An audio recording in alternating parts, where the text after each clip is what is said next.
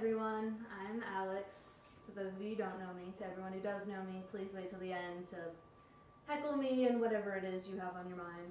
I don't give speeches very often, so bear with me if it doesn't run that smoothly or if I get the shakes or whatever. This is not something I do very often. For the last few years, I've had a personal interest in serial killers. I find them fascinating. The psychology behind the crimes deeply interests me. I'm well aware that there are some people who do share an interest in serial killers, but they take it to a creepy hero worship level that I find deeply disconcerting, and it's not something I like to linger upon. So, starting with what actually makes a serial killer will use the FBI's official definition. The term serial killing means a series of 3 or more killings, not less than one of which was committed within the continental United States, having common characteristics such as to suggest the reasonable possibility that the crimes were committed by the same person or persons. That is the FBI's official definition. Now, for the time being, it only stands to be used within the United States. It's not an international definition. Our government is the only one that uses it.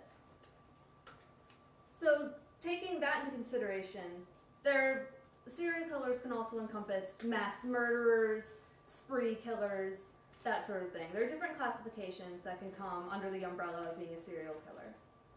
2 famous examples throughout history, starting in the early 1900s, are Joseph Stalin of the USSR and Adolf Hitler of Nazi Germany. Those 2 are both known as they were famous leaders of their countries. They were figures in World War II. They're also fitting the criteria that the United States has set forth for a serial killer, with Stalin's death count at 40 million and Hitler's at least 6 million. Now, in American society itself, there have been other famous examples of serial killers. For example, Ted Bundy, who was prevalent in the 1970s. He was a good-looking man. He managed to blend into society almost completely with charm, and he had an allure to him that people let down their guard around him, and unfortunately, that is often what led to their demise. Before his execution, he murdered at least 30 to 36 people that we know of. There is a possibility that he killed more. We are not sure, and now that he's dead, we have no way of being sure. Another famous example is Timothy McVeigh, who, in addition to being a serial killer, is also considered an American terrorist. He was responsible for the Oklahoma City bombings in the early 1990s, which killed 168 people.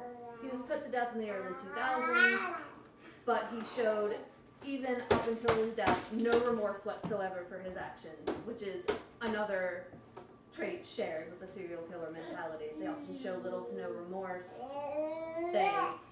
If they feel sorry for their actions, it's often to gain sympathy for themselves or to escape a harsher sentence. They aren't interested in letting their victims know that they feel any emotional attachment to what they have done.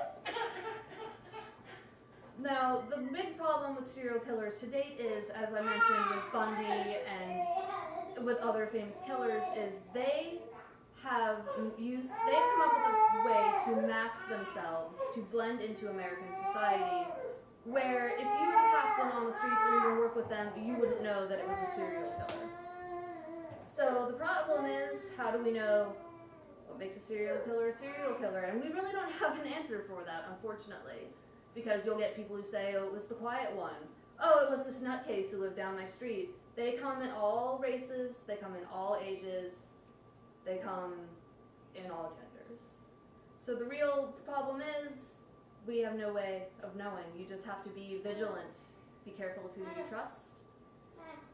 And remember that this is not specifically a problem unique to the United States. It's a global issue. They pop up in every community, and it's something that all people need to be aware of as being an issue.